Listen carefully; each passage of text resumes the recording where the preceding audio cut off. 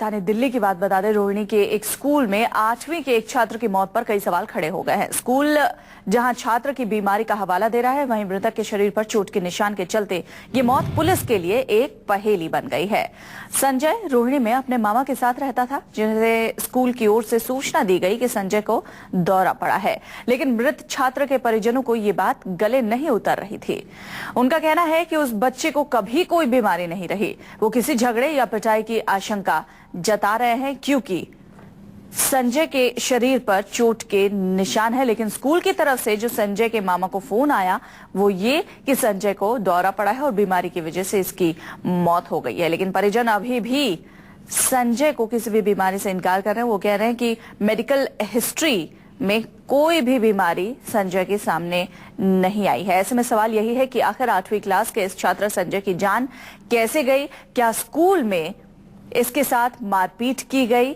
और स्कूल प्रशासन अगर ये बात छुपा रहा है तो क्यों छुपा रहा है? क्योंकि स्कूल की तरफ से जो सूचना दी गई वो ये दी गई कि संजय को दौरा पड़ा है और इस वजह से इसकी मौत हुई, लेकिन संजय के शरीर पर चोट के निशान साफ देखे जा सकते हैं। बुद्धि लगातार उलझती जा रही है कि स्कूल में 8वीं क्लास के इस छात्र की मौत हुई तो कैसे हुई। हालांकि चोट के निशान देखकर पहली बार में ये अंदेशा जताया जा रहा है कि पिटाई से ही इसकी मौत हुई होगी।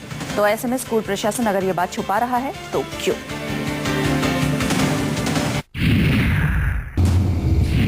8वीं क्लास के छात्र की स्कूल में मौत। खेलते वक्त अचानक गिर पड़ा छात्र, अस्पताल में इलाज के दौरान हुई मौत। शरीर पर चोट के निशान से मौत बनी पहेली। रोहिणी के सेक्टर 15 के एक स्कूल में पढ़ने वाले 8वीं के छात्र संजय के घर वालों पर उस वक्त दर्द का पहाड़ टूट पड़ा जब स्कूल से खबर आई कि संजय खेलते वक्त अचानक गिर पड़ा और अस्पताल में इलाज के दौरान उसकी मौत हो गई। संजय रोहिणी में अपने मामा के साथ रहता था, जिन्हें स्कूल की ओर से सूचना दी गई कि संजय को दौरा पड़ा है, लेकिन मृत छात्र के परिजनों को ये बात गले नहीं उतर रही है। उनका कहना है कि उस बच्चे को कभी कोई बीमारी नहीं रही, वो किसी झगड़े या पिटाई की आशंका जता रहे हैं। तो इतना ही लग रहा है कि इसको किसी ने पीटा है या फिर स्कूल प्रशासन टीचर ने पीटा या फिर किसी से लड़ाई हुई है। और जब मैं यहाँ आया था उसकी आंखें लाल पड़ी थी। लेकिन स्कूल प्रशासन का कहना है कि संजय अचानक खेलते खेलते गिर गया और बेहोश हो गया और वहाँ बच्चे की मौत हो गई।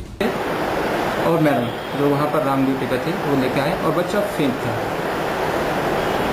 बताया गया कि जो सिर्फ फेंट था तो मुझे लगा कि अब इस टाइम जो है ना इसको इमीडिएटली मेडिकल हेल्प की जरूरत है। कोई टाइम वेस्टेज किए बिना मैंने और मेरे साथी टीचर्स साथ में गए, हॉस्पिटल में पहुँचे और बाकी जिससे कि क्योंकि बच्चे के हित को देखते हुए, स्वास्थ्य को देखते हुए कि हमें और टाइम ये गैर टाइम वेस्ट ना हो, तो हम वहाँ पहुँचे।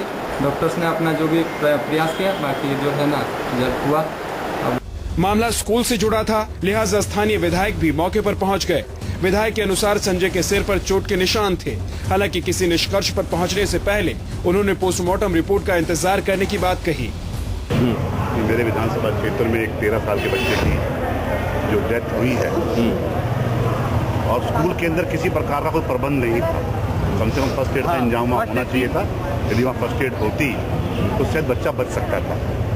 संजय की मौत की असली वजह क्या है, इसका खुलासा तो पोस्टमार्टम रिपोर्ट के बाद ही होगा। लेकिन इस मौत ने सरकारी स्कूलों में आपात स्थिति से निपटने के मेडिकल इंतजामों की पोल खोलकर रख दी है।